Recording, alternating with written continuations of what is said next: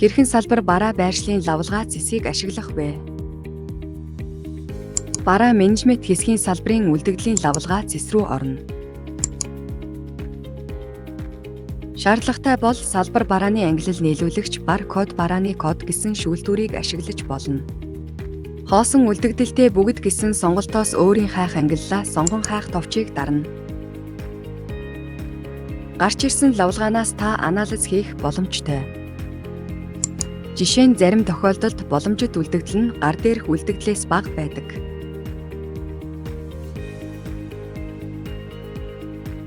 Учир нь зарлагдаж байгаа шилжүүлж байгаа гэсэн үлдэгдлүүд гар дээрх үлдэгдлээс хасагдаж байдаг.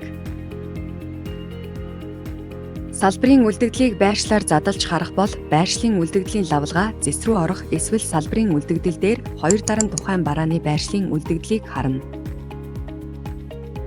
Байршлын үлдэгдлийн лавлгаа нь тухайн салбар доторх үлдэгдэл нь олон байршил дээр хуваагдсан байж болохыг харуулна. Барааны үлдэгдлийн лавлгаа зэсийг ашиглая. Бараа менежмент хэсгийн барааны үлдэгдлийн лавлгаа зэс рүү орно. Орлогын огноо дуусах огноогоор хайх боломжтой. Мөн харуулах жагсаалтаас сонгон хайх товчийг дарна.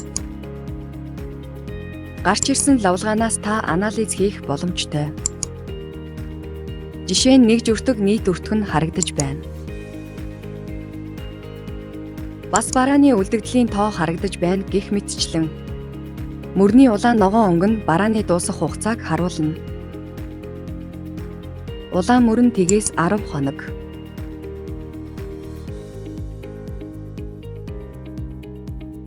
Ногоон мөр нь 11-ээс 20 хоногт дуусахыг харуулна.